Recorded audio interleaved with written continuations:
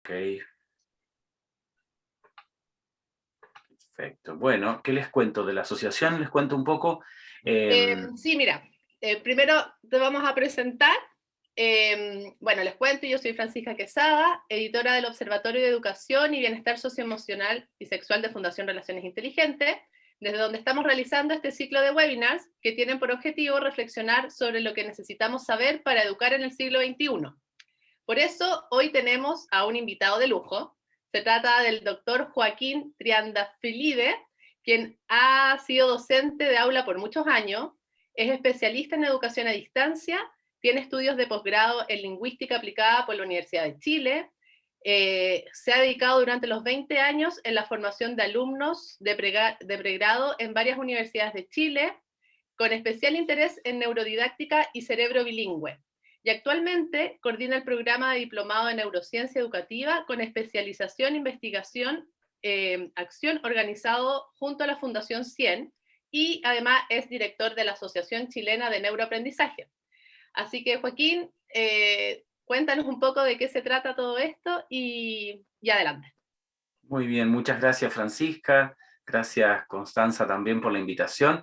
Primero hacer una aclaración, soy doctorando, no estoy doctorado todavía, en una temática que me apasiona mucho, que ya voy a comentar un poquito más adelante, ¿sí?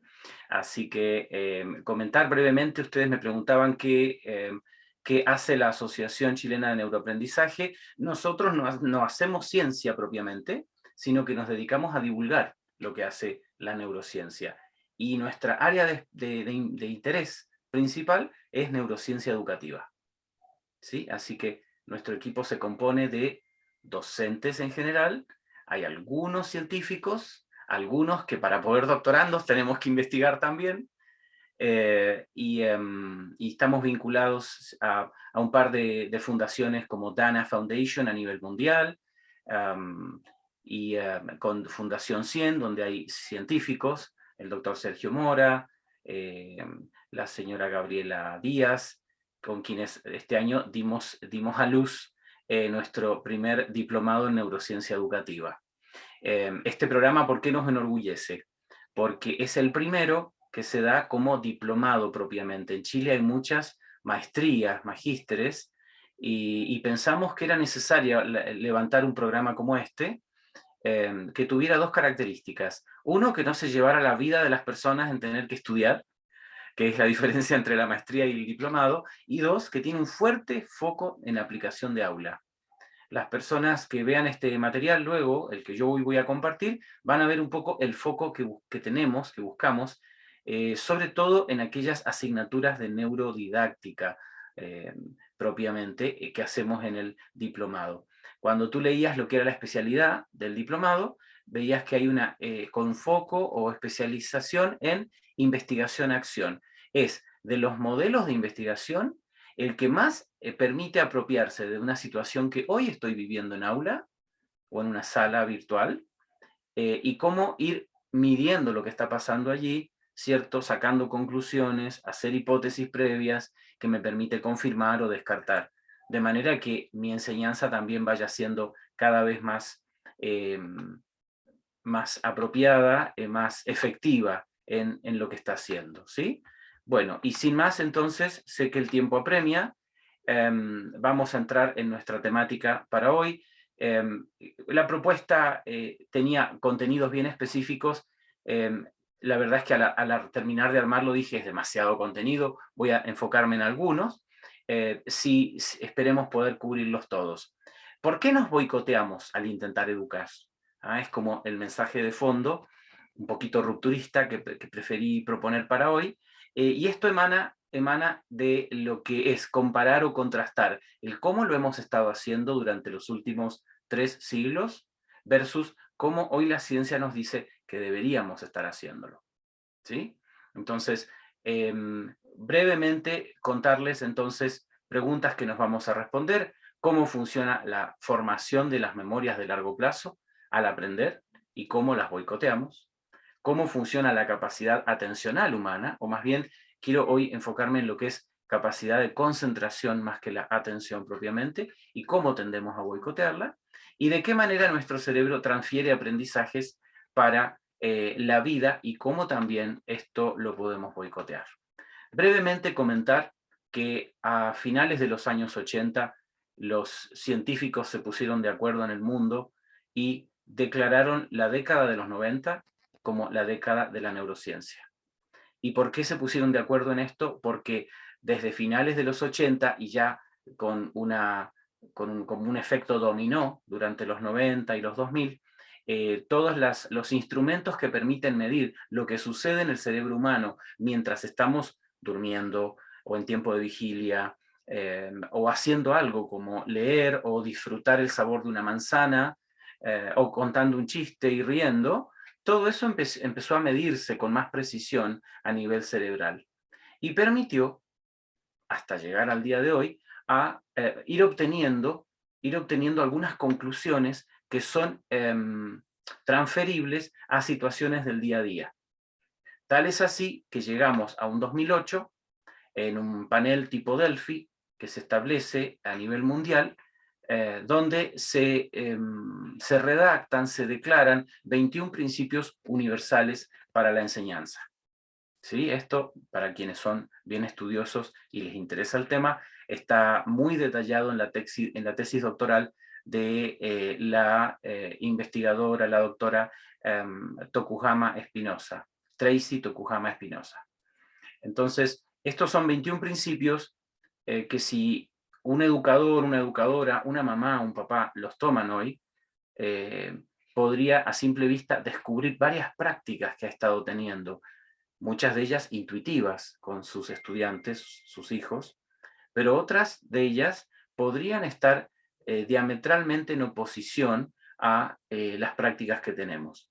Yo justamente hoy no me quiero enfocar en las que hemos estado haciendo bien.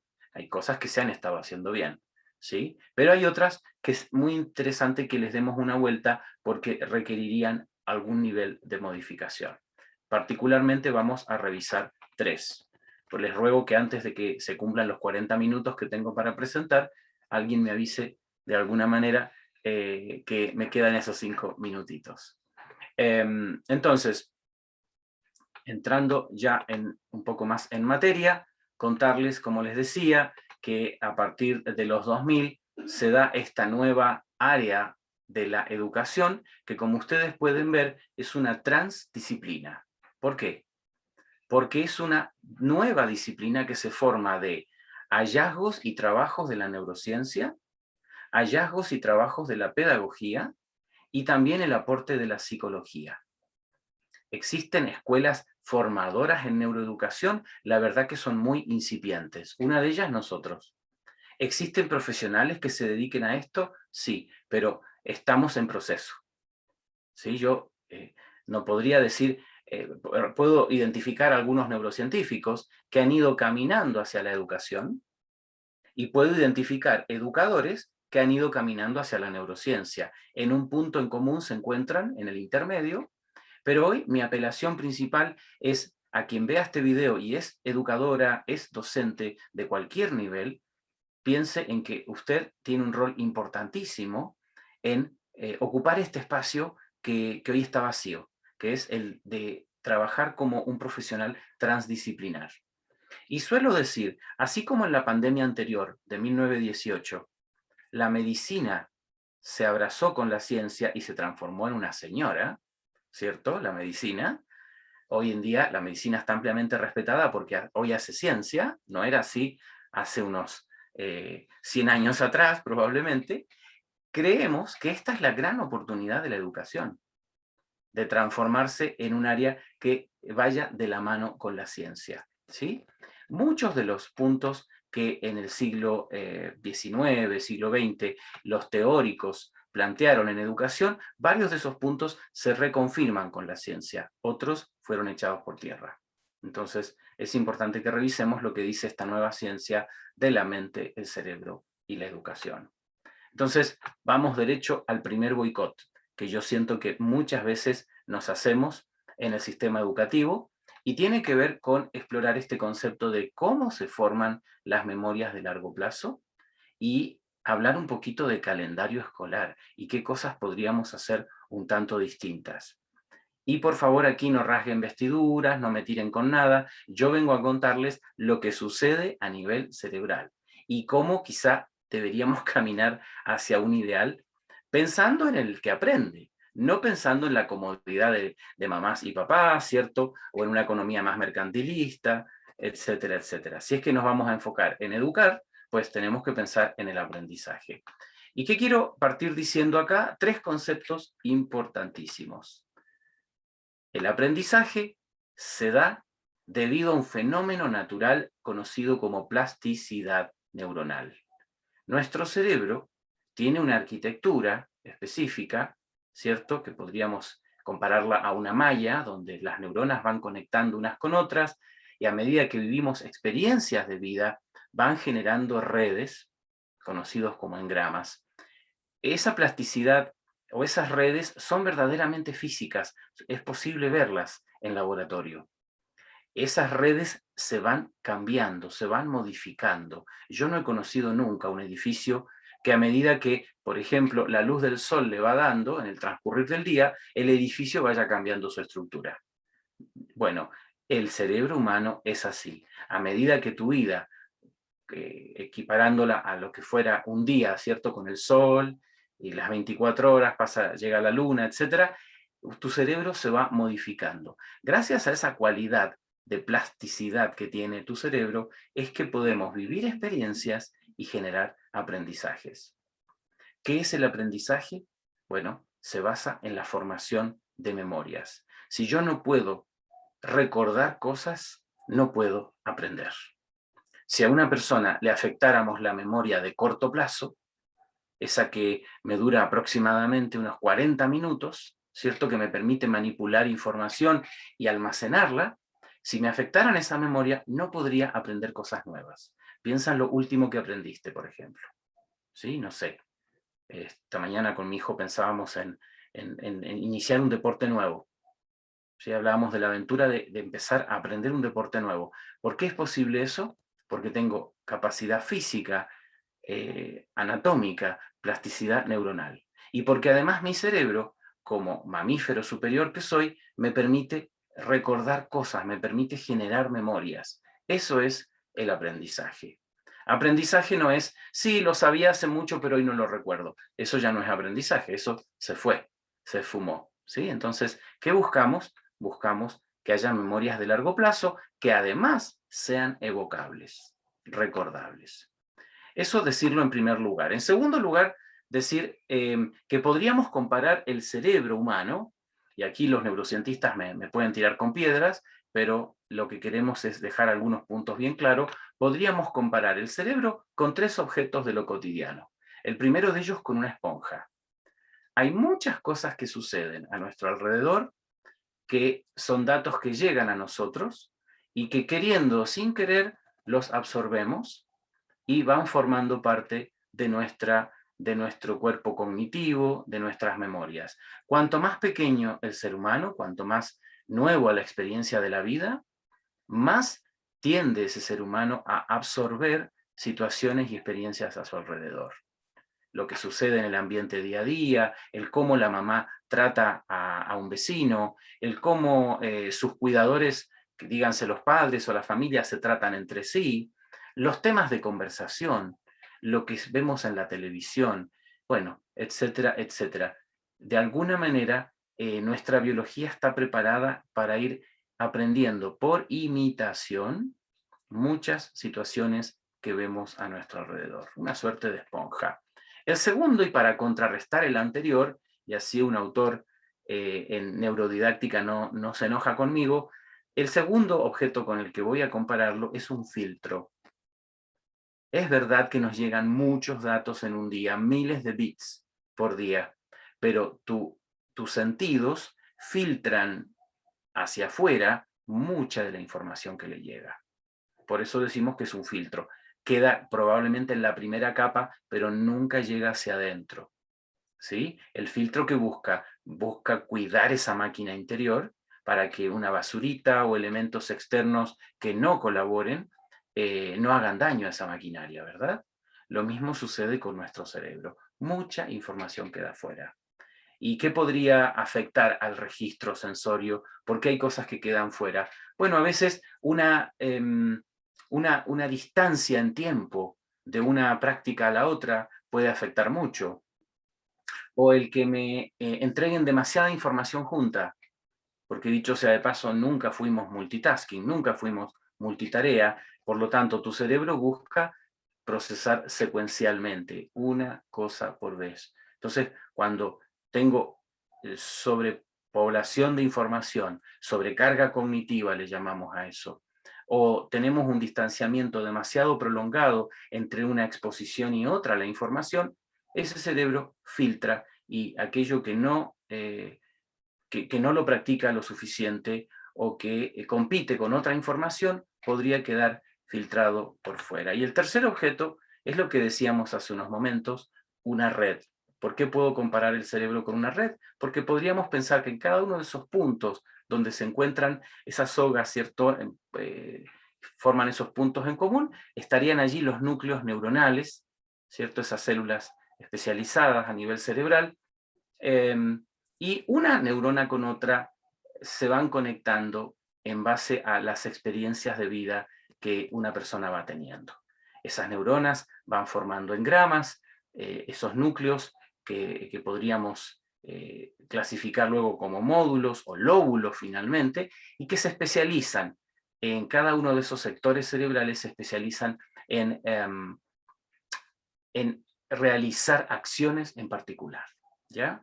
Dicho esto, entonces, quisiéramos hacer la primera descarga, si se quiere, en relación a por qué no lo estamos haciendo tan bien. Bueno, y antes entonces de hacer la descarga, fíjense, algunos factores que afectan la práctica efectiva. 3 quiero mencionar. ¿Qué cosa me sirve o me ayuda a la práctica efectiva y a poder memorizar o aprender bien? La cantidad de material que se practica.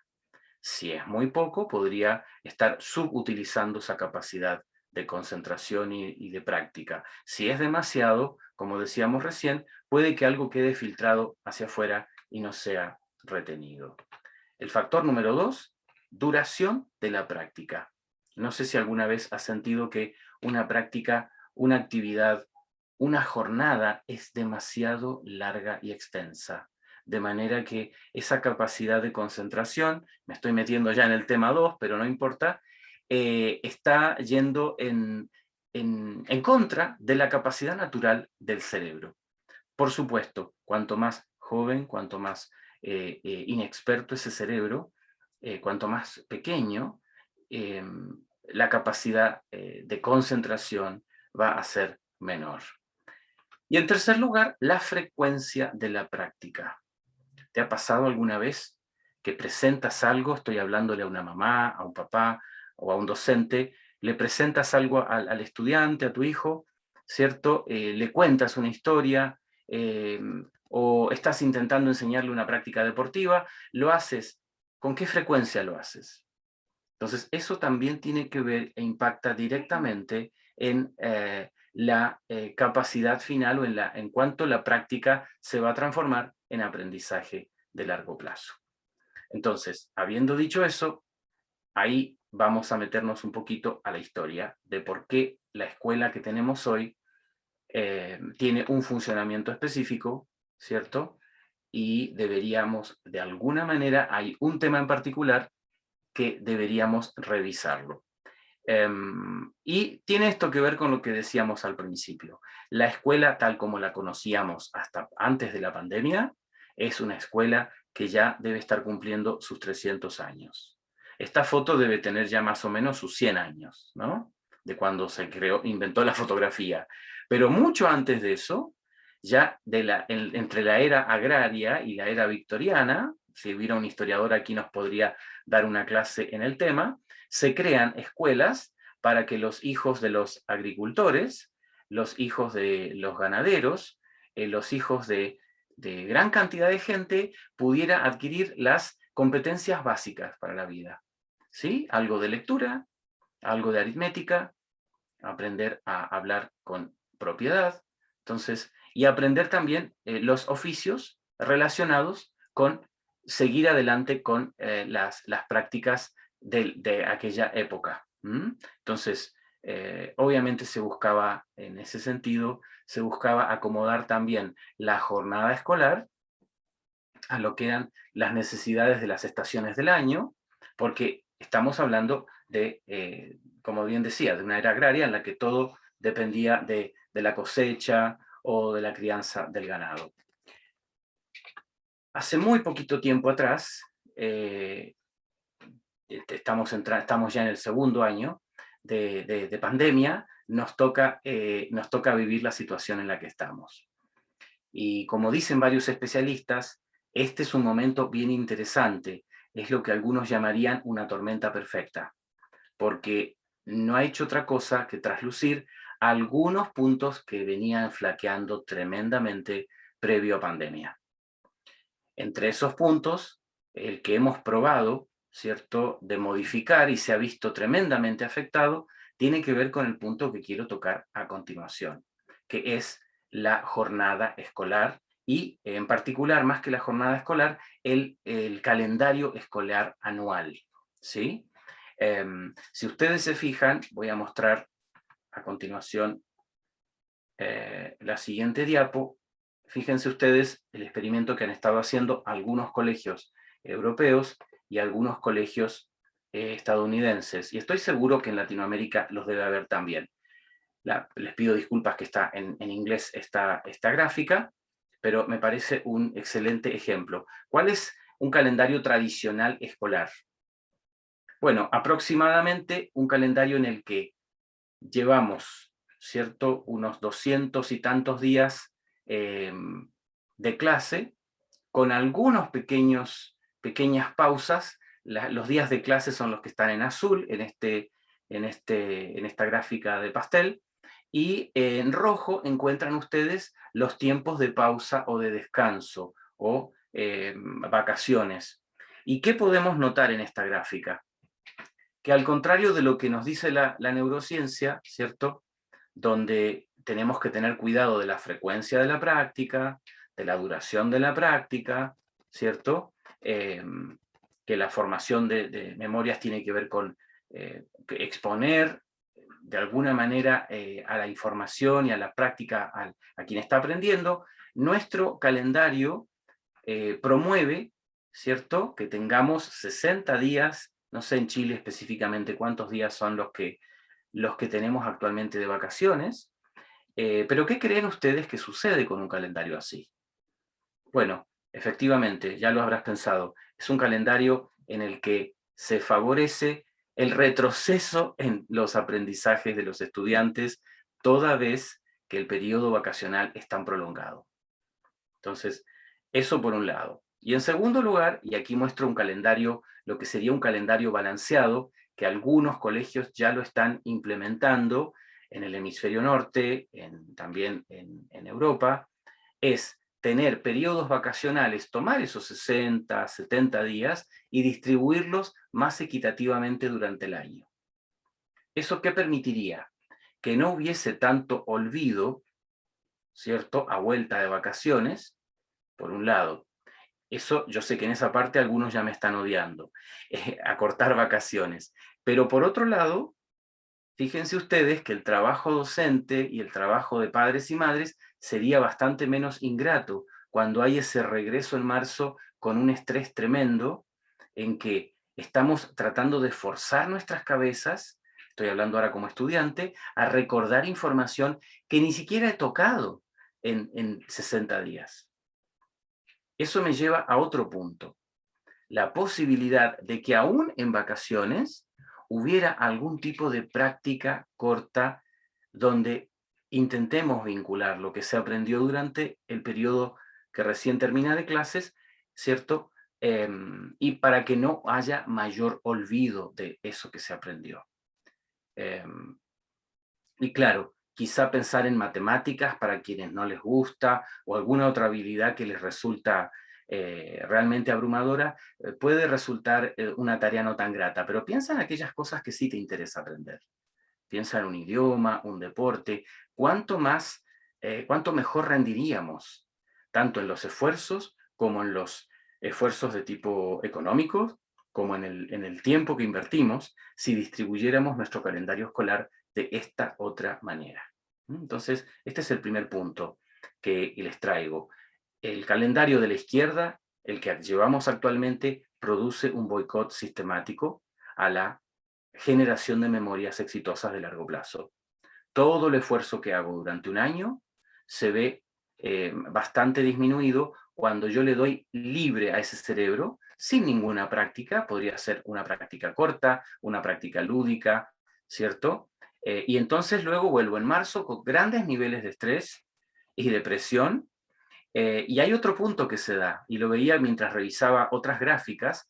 ¿Qué sucede si enero, febrero, en nuestro caso, son los meses que amamos? ¿Cuál es el periodo del año que tiende a fastidiarnos? Hay dos periodos que tienden a fastidiarnos mucho.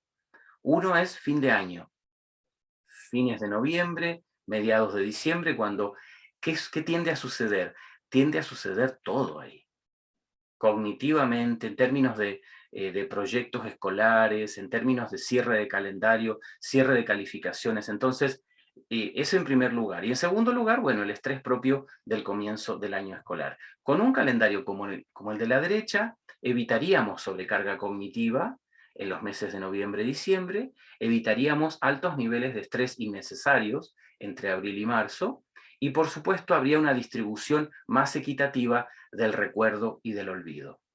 ¿Sí? Bien, tengo que avanzar porque el tiempo corre. Y avanzo con el punto 2, en el cual tendemos a boicotearnos en educación. Fíjense, la jornada escolar y el boicot a la capacidad de concentración. Los estudios que muy bien ha documentado David Sousa en su libro Cómo aprende el cerebro, establecen que todos los seres humanos tenemos un ritmo biológico, ¿cierto? Que es un ciclo psicológico y cognitivo al que le llamamos ritmo circadiano. Y este ritmo, fíjense que en esta tabla nos permite ver de abajo hacia arriba el nivel de concentración que pueden tener los estudiantes según el momento, ¿cierto? Según el momento del día en el que se encuentren. La línea punteada se refiere a adolescentes y en preadolescentes es la línea continua. Bueno, este es un calendario probablemente está tomado de material estadounidense. Eh, Quizás sería interesante que evaluáramos llevándolo aproximadamente a las 7 de la mañana, sería más llevadero en Chile, ¿no? Pero fíjense que hay varios elementos aquí que considerar. En primer lugar, que aparentemente el bloque en el que mayor concentración podríamos tener es en la mañana, ¿sí? Mientras que en la tarde tiende a decaer casi abruptamente la capacidad de concentración. ¿Sí? Esto tiene que ver con varios elementos propios de la absorción de los alimentos, varios elementos en los que en neurodidáctica no nos vamos a meter. Ahora, fíjense también que se produce una baja importante en la capacidad de concentración aproximadamente entre las 12 y media, entre la 1 de la tarde y las 3 de la tarde, ¿sí? Entonces, otro elemento ahí para observar en relación a cómo estamos llevando adelante ya no el calendario, sino la jornada escolar, ¿ya? Entonces, este es el segundo punto que quería traer. Y al respecto, algunos puntos que deberíamos revisar en nuestro sistema actual. Y lo quiero plantear a manera de pregunta, ya que no traigo la solución, pero sí me parece interesante de hacernos estas preguntas. Horario de inicio de clases. ¿Cuál debería ser idealmente? Pensando en adolescencia, pensando en infancia. Bueno, aquí tendríamos que revisar, y hay quienes dicen que efectivamente los niños en básica estarían más proclives a iniciar un poquito más temprano, si se quiere, que el adolescente, que tiende a tener un ritmo circadiano que va acercándose a su momento de mayor rendimiento de manera mucho más lenta que en la infancia o en la vida adulta. Entonces, ese es un punto a considerar. Y que de hecho en pandemia nos hemos ido dando cuenta que el flexibilizar los tiempos de inicio, fuera de boicotear las clases ha sido bastante amigable a muchos estudiantes. Entonces, es algo que probablemente post pandemia sea bueno que instituciones educativas revisaran este tema. Número 2, las condiciones físicas en clase. Y esto sé que en tiempo de pandemia ha sido difícil de normar y de cuidar. Quienes trabajamos en neuroeducación sabemos que por debajo de nuestro cerebro cognitivo está nuestro sistema instintivo y nuestro sistema emocional. Entonces, elementos a cuidar aquí tienen que ver con el espacio físico donde se tienen las clases. ¿Tienen acceso a luz natural o al menos luz artificial? Hay un importante nivel de luz que permite que esos cerebros vayan despertando rumbo a la actividad. Otro punto importante, la alimentación previa a ingresar a actividades de tipo cognitiva son muy importantes. ¿Sí? Y dentro de eso, de manera especial, la hidratación. Tener su vasito con agua es fundamental. La hidratación durante la mañana es muy importante. Otro elemento interesante tiene que ver con los horarios de clases de mayor desafío cognitivo. Qué importante sería, en la medida que exista la posibilidad, que aquellas asignaturas que significan mayor desafío cognitivo, si ustedes recuerdan la gráfica, deberían estar en cuál de los dos bloques, AM o PM. AM. El bloque AM debería concentrar la mayor cantidad de actividades de tipo cognitivas desafiantes. Actividades más lúdicas, más artísticas, de actividad de tipo física, podrían concentrarse hacia la tarde.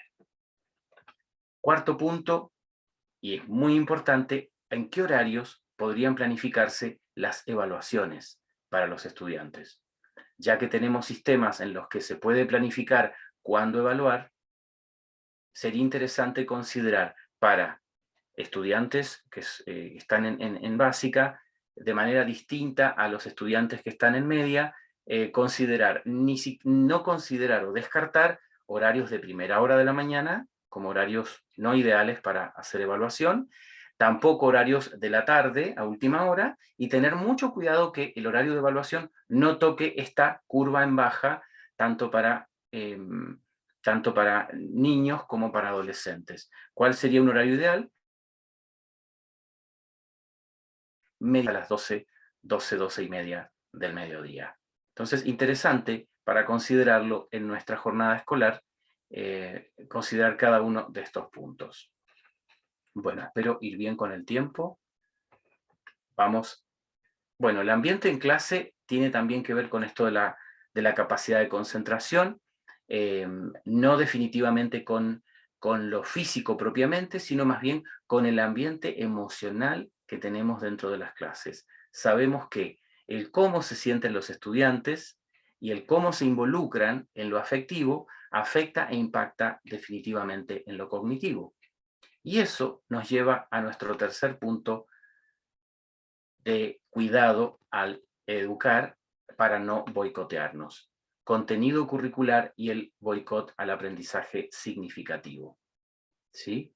Entonces, déjenme aquí, voy a compartir otra diapo donde este tema lo explicamos un poquito mejor, más en profundidad.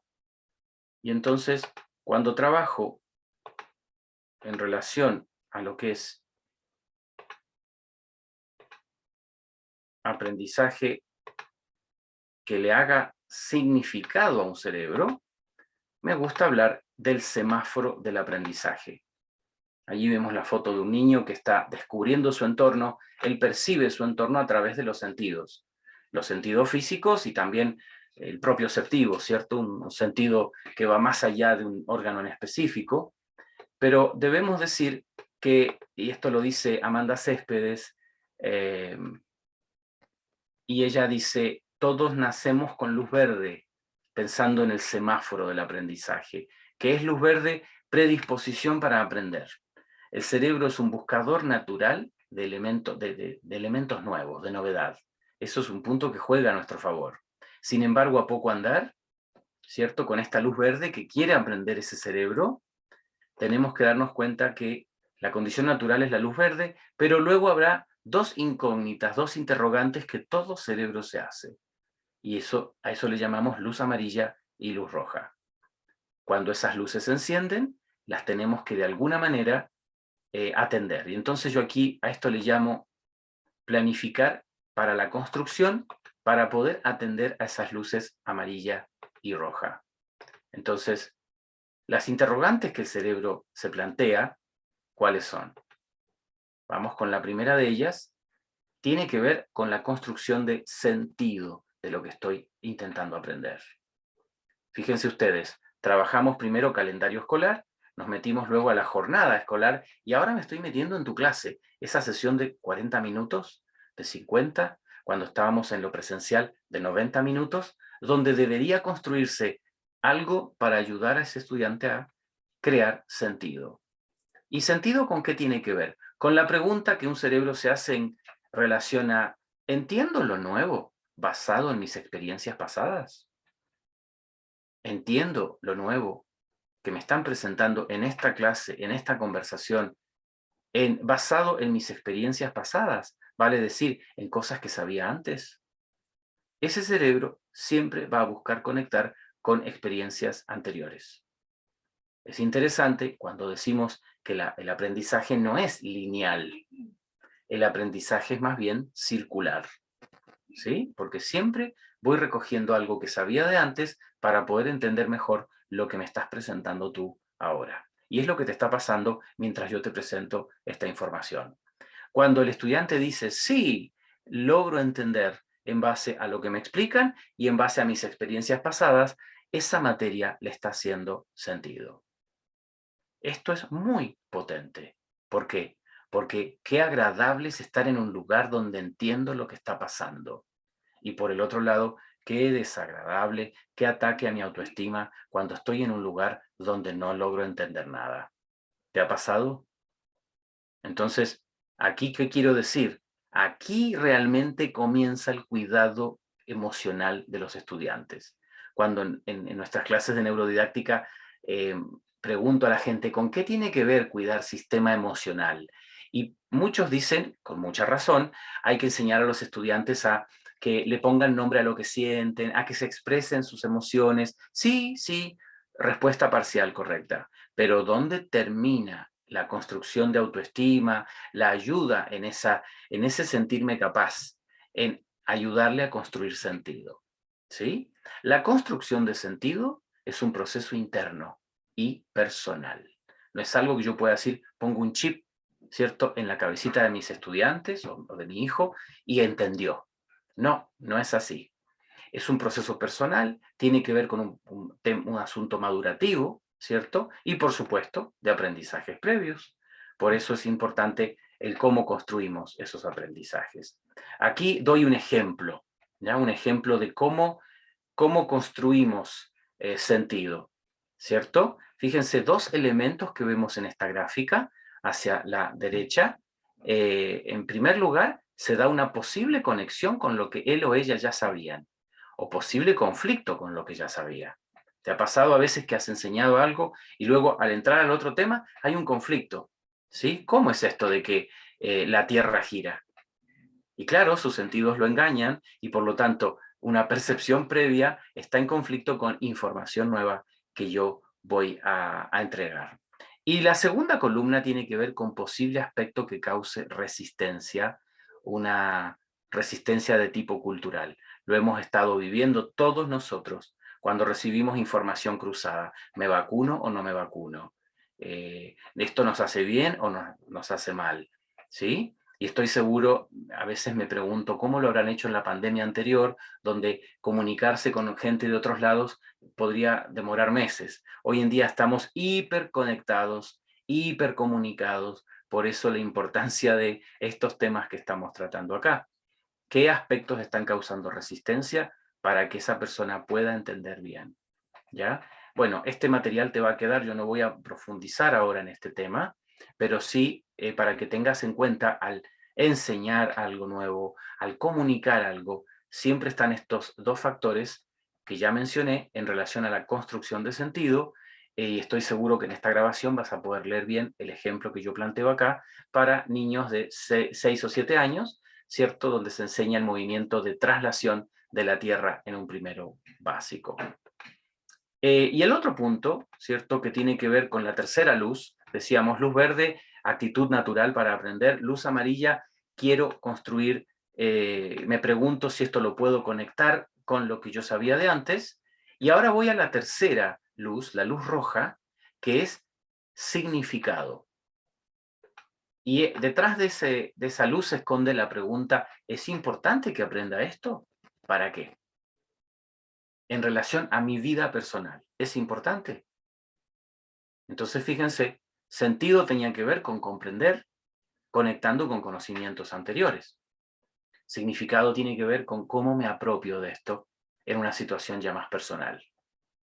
Y yo encuentro también aquí mucha conexión con las emociones, con lo que una persona puede sentir. Significado tiene que ver con relevancia, ¿sí? Hacer algo relevante. Y nuevamente acá damos un ejemplo para que ustedes después lo puedan revisar, y tiene que ver con la misma temática, pero hay dos componentes diferentes ahora en significado. Uno, aspectos relacionados con la etapa evolutiva del niño. No es lo mismo que va a ser importante para Pablo de 8 años que para Susana de 16. Sus edades, sus intereses son totalmente distintos. Y el otro aspecto en la construcción de significado tiene que ver con aspectos relacionados al contexto sociocultural del niño o del adolescente. No es lo mismo tomar a ese adolescente en Punta Arenas, que se está preparando para probablemente una carrera técnica, algo práctico, quiere quedarse en su zona. Hay situaciones muy específicas a un niño en Santiago, en una gran metrópoli con otro tipo de situación, de estimulación, etcétera, etcétera. Entonces, espero que se haya comprendido este último punto. Y entonces, en este sentido, debemos decir, ¿cómo estoy trabajando toda vez que intento comunicar algo? Si soy mamá o papá, ¿cuánto sentido le hace a mi hijo? ¿Logra tu hija construir ese significado? Aquello que le quieres comunicar, ya sea valórico, conductual, alguna norma en casa, o si eres docente, ¿a dónde está yéndose tu esfuerzo principal? Y por eso hablaba de el boicot al currículum. Nos auto boicoteamos toda vez que el currículum se centra en el contenido y no en el cerebro que aprende. Antes de entrar a mi clase, tal como lo dicen los especialistas, es antes de entrar a mi situación de enseñanza donde debo plantearme estos dos puntos, sentido y significado. ¿Sí? Recuerden que son consecutivos o en paralelo, no es que se dé uno primero y el otro después. Pueden suceder uno después del otro y no hay aquí un orden preestablecido. Son personales, vale decir, yo no los puedo desarrollar para el otro, cada uno los desarrolla por sí mismo, ¿sí? Y entonces pueden ser facilitados, para eso está el adulto, ¿sí? El adulto guía en casa o en el colegio, favorecemos que ese cerebro, ¿cierto?, pueda ir absorbiendo, pueda ir filtrando, pueda ir armando su propia red. Entonces, fíjense, es muy interesante el último punto que planteo aquí. Estos determinarán la formación de aprendizaje como memoria de largo plazo. Porque debo decir, mucho del contenido que estamos entregando en clase va a filtrarse hacia afuera. Solamente ese cerebro lo va a manipular en estos 40 minutos. ¿Por qué? Porque a lo mejor no hemos hecho el suficiente esfuerzo para ayudarle a construir sentido o ayudarle a que tome significado. Si nuestra sesión fuera más larga, podríamos trabajar juntos, ok, ¿y cómo en las prácticas sucesivas vamos a ayudarle a esto, a construir sentido y significado? Por lo mismo, el aprendizaje no es en una sola sesión, muy probablemente, suele darse en varias instancias en las que podemos cubrir un contenido para que haya mayor aprendizaje. De esa manera se da lo que llamamos la matriz del aprendizaje a largo plazo. Cuando un cerebro se expone a algo nuevo y se pregunta, ¿tiene significado esta actividad? Si contesta que no, pues va a ser aprendizaje moderado, ¿ah? Con respecto al significado. ¿Tiene sentido la actividad? Si contesta que no, también va a ser muy bajo o moderado. ¿Sí? Cuando uno de estos dos dé un no, o cuando ambos den un no, obviamente aprendizaje muy bajo. ¿Cuál es el cuadro ideal en nuestras vidas? Cuando tiene sentido, sí. Tiene significado, sí. El cuadrante A. Muy alto, muy alta probabilidad de que eso se transforme en una memoria de largo plazo. ¿Sí? Muy bien. Entonces, estamos allí con algunas sugerencias finales para potenciar construcción mental de sentido y significado. Asegúrese que los alumnos o los hijos comprendan un tema antes de pedirles que se lo aprendan, que lo memoricen o que lo practiquen. Si deben realizar ejercicios de práctica, haga que se detengan justo antes de que el promedio del grupo se aburra. Ya lo veíamos antes en el tema de capacidad de concentración. Favorezca el trabajo en pares, inclusive para volver a explicar la materia. Si el alumno no le entendió a usted, es posible que sí le entienda a un compañero en una jerga accesible a ellos. Dé ejemplos de la vida cotidiana. Esto ayuda a la construcción de sentido y de significado también. Y haga que ellos le entreguen, ¿por qué no?, un nuevo ejemplo de su propio contexto. Establezca un nexo entre la nueva materia y otra materia ya estudiada. Y ojalá, además, con lo que viene adelante, lo que viene después, no dé por hecho esta conexión. ¿Sí? Muy bien. Yo me despido con la presentación hasta acá. Les deseo mucho, mucho éxito con los cerebros en clase. Y además, que todos aquellos que sean tomadores de decisión puedan revisar calendario escolar, jornada escolar y cómo construyo una clase. Momento de preguntas Buenísimo, o de Joaquín. réplicas. No, buenísimo, estuve muy atenta a todo lo que decía. Y bueno, anoté varios puntitos y me gustaría conocer tu opinión respecto a eso. Por ejemplo, ¿qué opinas con respecto al exceso de tareas? Obviamente, según lo que tú decías, si la mayor capacidad de aprender es en la mañana, de hecho ahora existe un movimiento que están tratando de impulsar esto de que no se manden tantas tareas. ¿Qué opinión tienes tú de eso? ¿Debería o no? He visto ambas cosas. He visto dos tendencias. La tendencia de demasiadas tareas y ninguna tarea. Y creo que ambas posiciones podrían ser perjudiciales para lo que es el aprendizaje finalmente. Por un lado, sobrecarga, y por el otro, que el niño se desvincule del conocimiento, absolutamente, así como nos pasan las vacaciones, 60 días, no quiero ver un libro. Yo viví la experiencia con un hijo que, bueno, mis dos hijos estuvieron en sistema Kumon de matemáticas. Con uno tuve más éxito que con el otro. Y Kumon, algo interesante que tomo, y por eso lo menciono, es que Kumon te dice, ¿te vas de vacaciones? Llévate el bolsito y tus guías de 15 minutos. Guías de 15 minutos. Haga 15 minutos diarios. Pensemos en los papás, las mamás, los docentes que nos están escuchando. ¿Cuánto podemos hacer en 15 minutos diarios? Mucho. Pero claro, 15 minutos diarios. Y con mi hijo menor me pasaba, nos íbamos de vacaciones y ¿qué tenía que hacer él para motivarlo? Le decían, donde estés, manda tu foto de vacación ahí en la playa, en la montaña, con tu bolsito Kumon. 15 minutos diarios. O sea, claro, tendríamos que como que el punto medio serían estos 15 minutos después de clase, porque pensando que todos los días tenemos clase en la mañana y en la tarde baja el tema de la atención, con unos 15 minutos en la tarde no estaríamos tan mal. Ahora, claro, hay que hacer presentaciones, se aprenden disertaciones para el día siguiente, se tienen que leer el libro, o sea, para mí, yo creo que eso es un exceso. No sé cómo lo ves tú. Lo que sucede, y yo me pregunto respecto de qué sucede en el tiempo de aula, tiempo de clase. Hoy el tiempo no nos dio para meternos ahí, pero mencioné a la doctora Tracy Tokuhama y ella establece en su tesis doctoral se llama 50 prácticas exitosas para el aula. En el diplomado justamente le asignamos una práctica a cada grupo, tienen que estudiar el tema, leer sobre la bibliografía y luego presentan una infografía. Y Tokuhama dice, llevamos 1,5 siglos de abuso de clases expositivas. El docente debe dejar de hacer clases. El docente debe empezar, esto que hice yo hoy, por ejemplo, cuando estoy en clases con mis estudiantes, son 10 minutos de presentación y ahora a trabajar. 10 minutos de presentación y a trabajar.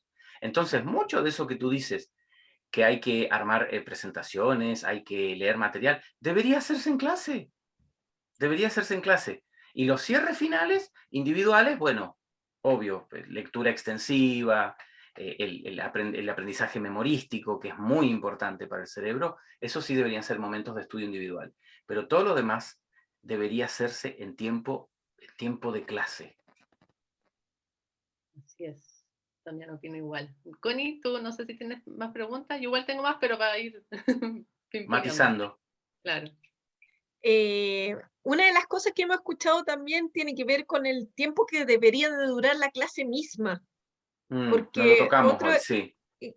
¿cuál es tu postura respecto a eso? Porque como que hemos escuchado esta postura de que también es muy importante el tiempo de juego para Sí. consolidar aprendizaje. No sé cuál es tu postura frente a esto. Bueno, yo me voy a agarrar de lo que es la neurociencia educativa. Los estudios indican que nuestra atención, se han hecho estudios en bloques de 40 minutos y la atención pasa a 3 momentos. Los 3 momentos son un tiempo punta 1, un tiempo en baja y un tiempo punta 2, no de tan buena calidad como el primero. Eso pasa con un cerebro desde los 10, 12 años en adelante. Vale decir, si para un adulto promedio como nosotros, en 40 minutos tenemos esta curva, ¿cierto? Uno, no podemos estar haciendo 40 minutos de exposición. Hay que hacer estrategias de cómo trabajar. Dos, una actividad, una clase, si va a ser de 40 o 50 minutos, tener al menos 3 actividades cortas. Una de esas actividades puede ser trabajo en grupo, trabajo en pares, juego. Ahora, si ya estamos hablando de primera infancia, efectivamente, el ser humano hasta los 6, 7 años, su forma primordial de aprendizaje es a través de la socialización entre pares. ¿Sí? Entonces, efectivamente, ahí ya entramos en otro tema, no en cuanto a la duración de la sesión de clase, sino en cuanto a la sobreescolarización de la especie humana. Hoy en día estamos sobreescolarizando y por eso hay tanto trastorno después de aprendizaje, que se toca con lo emocional, con lo cognitivo, porque estamos intentando Occidente está intentando siempre madurar las cosas antes. ¿Vieron cómo lo hacemos con el tomate, con el huevo, con el pollo, con todo? Lo queremos madurar antes. Lo mismo le estamos inyectando al ser humano. Entonces, estoy muy de acuerdo con ser prudentes, en cuidado con eso, de sobreescolarizar, ¿no? Pero no sé si respondí la pregunta de la duración de la sesión. Idealmente en presencial 40 minutos con 2 a 3 actividades. Y considerar mucho estos 3 tiempos, estas 3 calidades atencionales que hay en 40 minutos. Generalmente recuerdo más lo que vi al principio y lo que dijo al final. Y lo que está en el centro no se recuerda tanto. Entonces, mucho cuidado, no tenemos tiempo de dar más teoría acá, pero mucho cuidado si me pongo a exponer a mitad de la clase. Ahí debería tener trabajo en grupo, trabajo en pares, dibújelo, bailelo, cántelo, no sé. Joaquín, y esto de que en algún minuto mencionaste de que las clases como más difíciles, por decirlo así, que necesitan más atención cognitiva, deberían estar en la mañana y de repente arte y música más en la tarde. Yo he sabido también de estudios que dicen que si el arte y la música se mezclaran con el tema cognitivo, como que el cerebro estaría más abierto a aprender. ¿Qué tanto sabes de eso? ¿Qué opinas respecto a eso? Por ejemplo, no sé, Sí. hacer matemática saltando, porque un cerebro en movimiento aprende más que un cerebro quieto. Bueno, eso tiene que ver con razones neurofisiológicas propiamente. Toda vez que yo involucre el movimiento, imagínense que por 2 minutos que mueva manos o pies, ya aumento probablemente en un 15% más de oxígeno para el cerebro, al haber estado quieto un rato. Y el oxígeno es el insumo principal para pensar. Por lo tanto, toda vez que involucre movimiento, ¿cierto? Moderado, obviamente, porque si estoy en un ambiente de aprendizaje, música o cualquier otro tipo de arte, dibujo, apreciación de una película, pero obviamente llevándolo a no mirar películas por horas enteras. Toda vez que involucre arte, somos seres tremendamente holísticos. Pareciera que tenemos un diseño para disfrutar de lo bello. Por lo tanto, toda vez que se involucren estos elementos, se producen dos fenómenos. Uno, eleva la motivación intrínseca, vale decir, me quiero involucrar en esta actividad, me quiero quedar acá. Mientras que en solo lo cognitivo, después de un rato el cerebro dice, ya está bueno, ya no a todos nos apasiona. Pero cuando involucro arte, se da este elemento de, ¿cierto? De que se quiere involucrar. Y en segundo lugar, decía motivación, y por otro lado, eleva las posibilidades de mejoras en la autoestima de esa persona. Entonces, es interesantísimo. Entonces, en ese sentido, hay que empezar a involucrar, hacer las prácticas pedagógicas más lúdicas, más musicales, más artísticas. Totalmente, sí, totalmente. Involucrar arte, involucrar música. Y esto me lleva a otro tema que tiene que ver con el currículum temático. Eva Kubrick comenzó esto en los 90 en los países escandinavos, y hoy en día el thematic approach, le decimos en inglés, el currículum temático es lo que más sentido le hace al cerebro. Veo un tema y a partir del tema veo matemáticas, luego veo física, luego veo música, ¿cierto? Es así como el cerebro almacena la información, no la almacena por asignatura.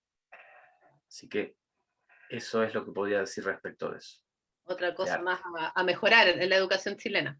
Sí. Por Joaquín, otra parte tenemos... perdón, dale. No, perdón. Joaquín, ¿tú supiste que hubo una experiencia chilena, creo que fue en el norte del país, donde instauraron bicicletas en los bancos? No tenía idea. En los bancos, bueno, bicicletas. Sí, entonces están los bancos, pero tienen pedales y pueden pedalear mientras están estudiando. Interesante. Bueno, se ha hecho esto con algunos estudiantes que tienen, por ejemplo, problemas atencionales, ¿cierto? Con rasgo de hiperactividad, donde les permite autorregular mejor la capacidad de concentración cuando se les permite estar en movimiento, que estar en movimiento no sea un tema, ya que para ellos de por sí es algo que necesitan, es una manera en que les permite autorregular su capacidad de concentración. Y yo creo que tenemos en la medida de lo posible que tratar de ir hacia un esquema de preparación de ambientes o de clases donde sea tenido en cuenta el estudiante con sus necesidades específicas, ¿no? Es siempre un ideal, es difícil de lograrse, pero en tanto que no perjudique al resto para el aprendizaje, ¿por qué no permitirle aquello que le haga bien? Claro.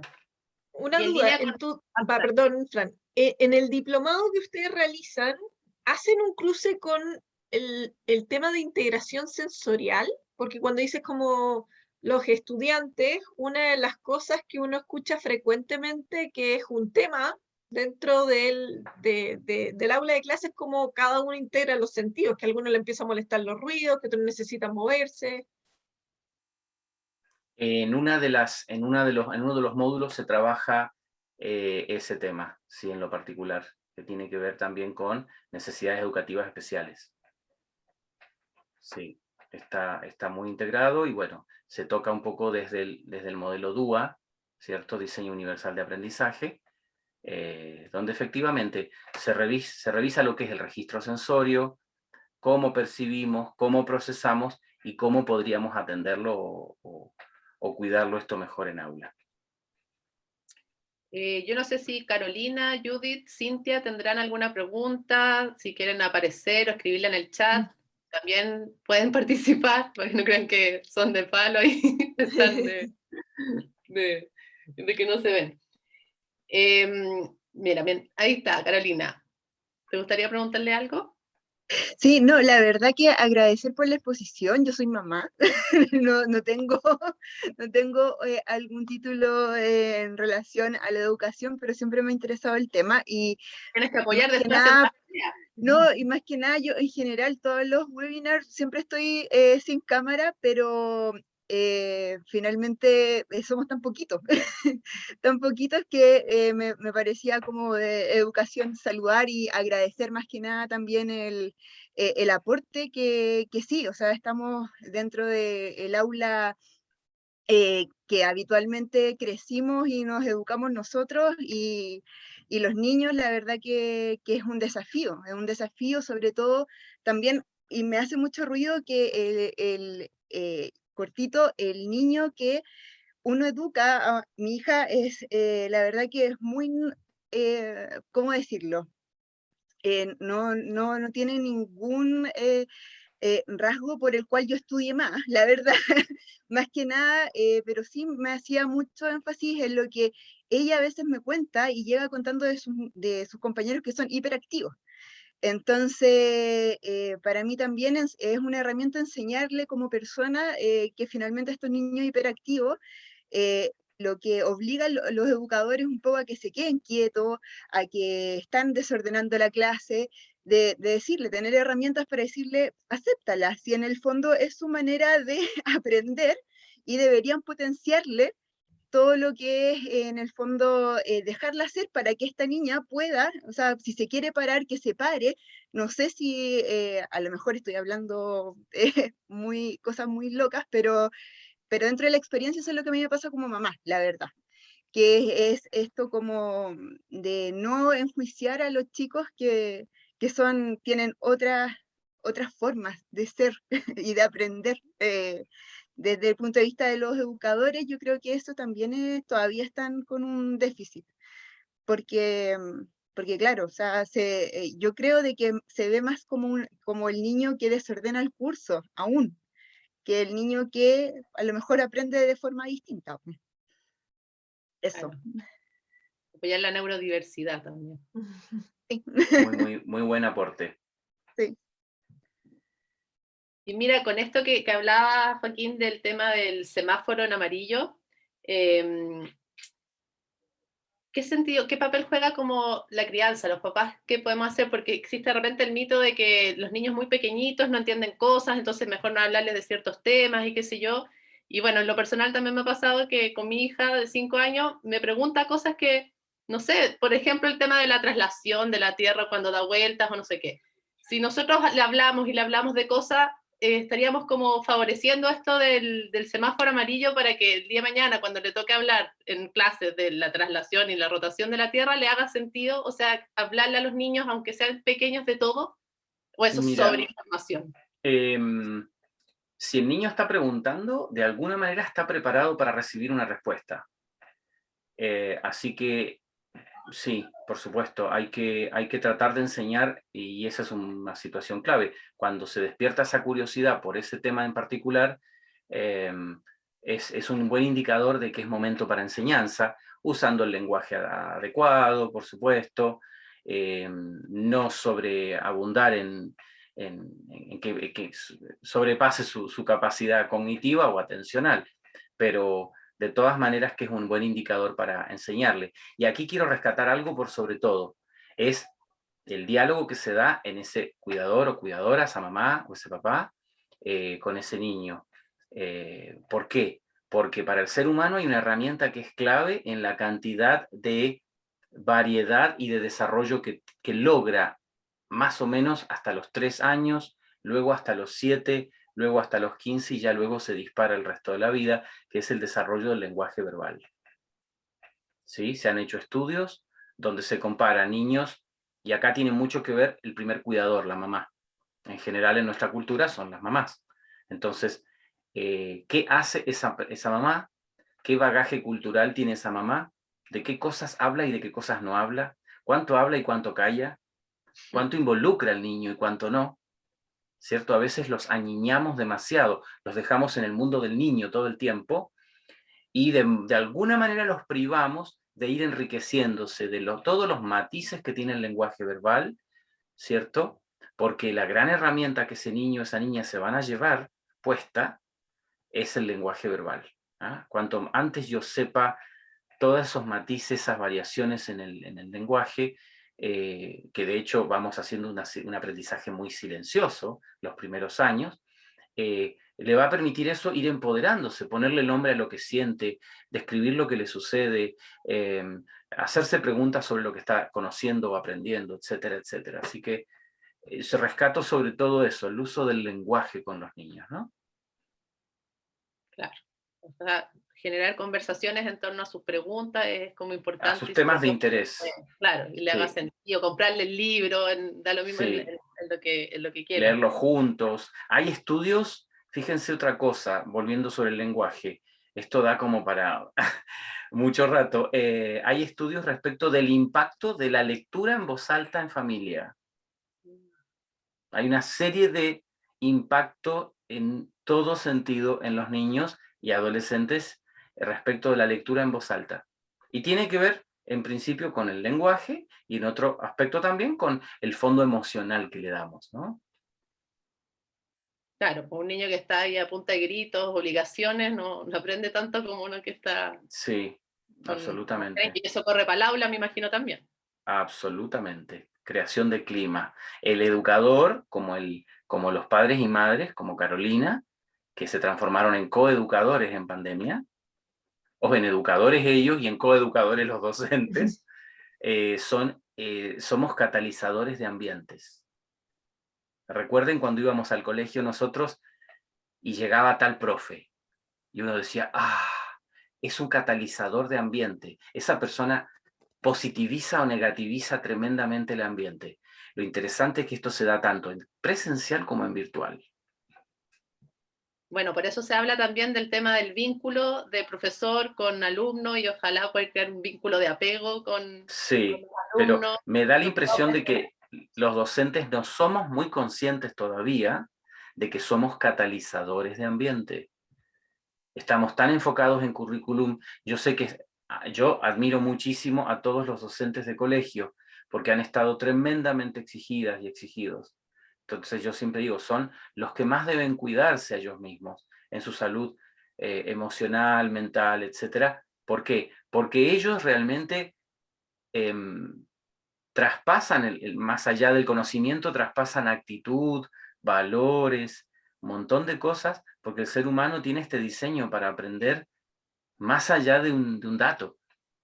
Así que es muy, muy importante eso.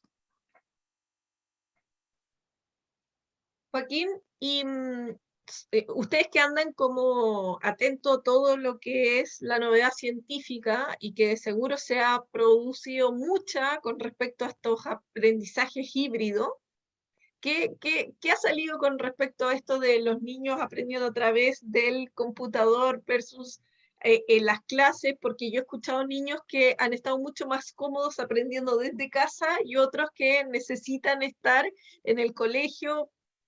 ¿Qué ha parecido con respecto a estas modalidades?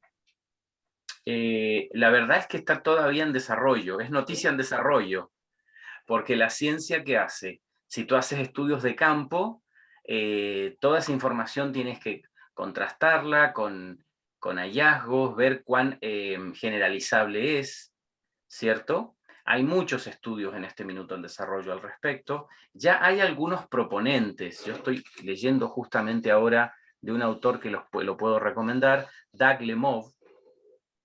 Doug Lemov en su material Enseña a distancia, él establece algunos elementos interesantes que tienen que ver con estrategias que hay que buscar trabajar con los estudiantes. Somos tremendamente plásticos. Si esto siguiera en el tiempo, nos iríamos adaptando cada vez más, iríamos perfeccionando distintos tipos de estrategias. De hecho, hoy se habla de tecnologías para la comunicación, pero también se habla de tecnologías relacionadas a la socialización, ¿cierto? Y tecnologías asociadas al aprendizaje.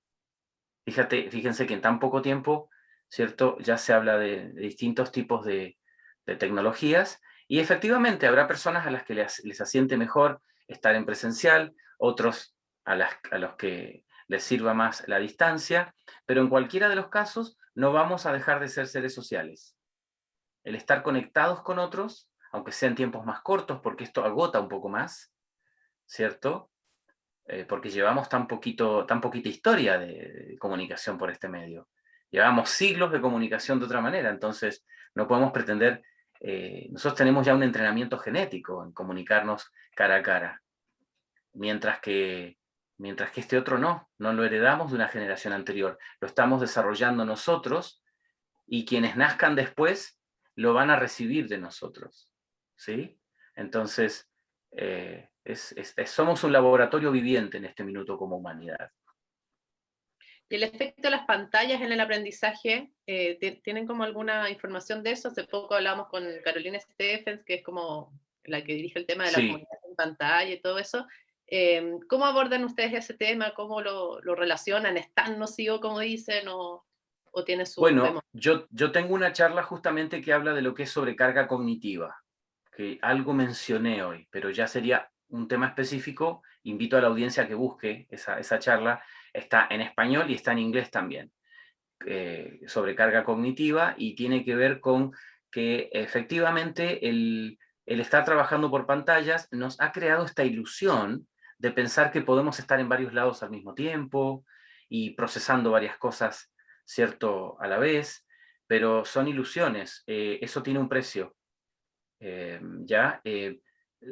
En neuroeducación hablamos de 8 prácticas que tienen que ver con cuidar la salud del cerebro, y de hecho quiero dejarlas, sí, son todas damas las que veo aquí presentes, dejarlas y también dejarlos a quienes vean este material después, invitados a lo que es la Semana del Cerebro, que se celebra en abril de cada año desde la asociación, y que consiste en una semana al año, separar un tiempo para repensarnos qué hábito, uno en particular, quiero cuidar, cambiar o mejorar este año, ¿sí? Porque en realidad somos personas en proceso permanentemente, y como les decía, quizá tendimos a abusar un poquito de esto, hemos tendido a descuidar las horas de sueño.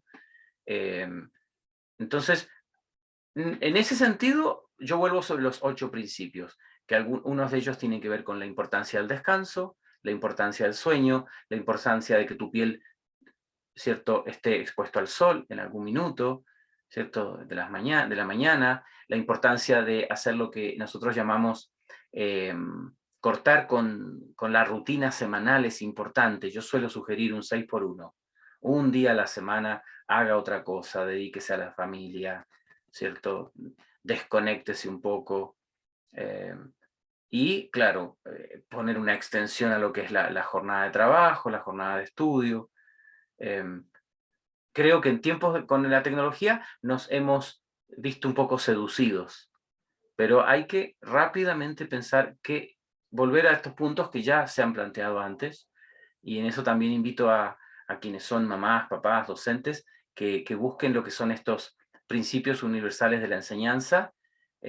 Bueno, si no se encuentran en español, con gusto yo los puedo compartir. Me pueden escribir por Instagram a Comunidad Neuroeducas, y felices les compartimos estos 21 principios, que aunque están escritos un poquito tendiente a lo que es neurociencia o neuroeducación, pero son bastante aplicables a la vida cotidiana. Super. Nos dejaste con nuestro cerebro así. Bien, bueno, pero siempre menos es más, así que haya para otra ocasión. No, sí, y a ver, el diplomado lo hacen 2 fechas en el año, lo hacen una fecha en el año, ¿cómo es esto? El diplomado se dicta una vez en el año, ya tenemos fecha 2022, va a comenzar en abril del próximo año, y bueno, nuevamente nos pueden escribir por Instagram a Comunidad Neuroeducas o al correo info@neuroeduca.cl. Y bueno, fue muy entretenido. Este diplomado partió este año y está dirigido a quienes educan, son docentes, quienes están en el mundo de las comunicaciones, en el ámbito social o en el ámbito de la salud. Tenemos varios, por ejemplo, enfermeras que están participando porque trabajan también en educación. bueno, muchos docentes, por supuesto, y el equipo se compone de docentes y de científicos. Y ahí hacemos un mix. Y tenemos el orgullo de tener probablemente en cantidad de horas, muchas horas de neurodidáctica, que vale decir estrategias específicas de cómo mejorar cuando tengo que enseñar algo. Así que, bueno, muy invitadas a... Creo que me voy a apuntar. Todo esto enriquece lo que nosotros hacemos, así que ya, y agradecerte porque en verdad esta asociación con ustedes va. Tenemos que ahí ponernos creativos. Buenísimo. Buenísimo, de hecho, cualquier artículo o material didáctico que se pueda compartir es bienvenido, porque en el observatorio hay muchos docentes que buscan información también como para poder actualizar sus formas de enseñar y todo. Entonces, si tú tienes material que se pueda compartir, incluso hasta bibliografía, bienvenido sea. Así que ahí nos quedamos en contacto para poder generar esta información. Fantástico, fantástico. Y para quienes les interese, bueno, ese es un ámbito que es el ámbito educacional propiamente. Para el ámbito lo que es cerebro y calidad de vida, desde el año pasado tenemos una serie en Spotify de audios, Cerebro con Ketchup. Sí, ¿por qué Cerebro con ketchup? Con ketchup, porque hoy todo te lo comes con ketchup. ¿Por qué no comámonos el cerebro con ketchup? Sí, es un poquito una ironía, decir, oye, qué malsano el estilo que elegimos para vivir. Pero bueno, pongámosle ketchup al cerebro. Es un poquito, jugué un poquito ahí con el humor, ¿no?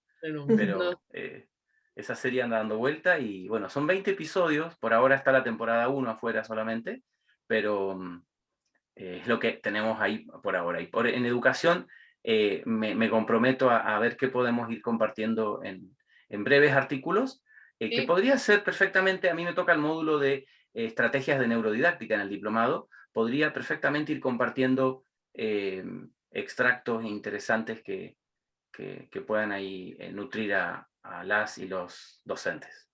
Genial. Bueno, Joaquín, muchas gracias por la presentación, por el tiempo, por exponer en un día difícil. Sí, pero eso, 1.000.000 de gracias. Muy bien, a ustedes entonces al observatorio y bueno, que todo siga para bien, que estas iniciativas como las de ustedes, esfuerzos como los nuestros, y que encuentren tierra fértil, ¿no? Como en las personas que hoy están conectadas y en otras personas que puedan ver este material más adelante. Muchas gracias. Así es, bueno, tú probablemente la Fran te contó, pero todo este material nosotros lo vamos a hacer llegar a todos los comandos de los presidenciales, y eso estamos haciendo con los webinars. Uno nunca sabe si es que cuando alguno salga elegido le pone play, cuando tenga que hablar de educación, pero la idea es que también entre todos los que estamos participando podamos ir formando algunas mesas de trabajo para el gobierno que se viene e ir a proponer cosas, porque se necesita cambiar la educación. Como tú dices, esa foto era de 300 años o de 100 años, pero llevamos 300 años lo mismo, y coronavirus cayó un meteorito para decirnos, ya no da, esto no da más. Absolutamente. Y esto es súper importante porque mucha gente no sabe cómo. Entonces, este webinar es muy del cómo. Así que muchas gracias. Súper. Bueno, muy bien. Buenas noches. Gracias a ustedes. Igualmente. Chao a las asistentes. Muy bien. Buenas noches. Chao, gracias. Chao, gracias. Chao, gracias.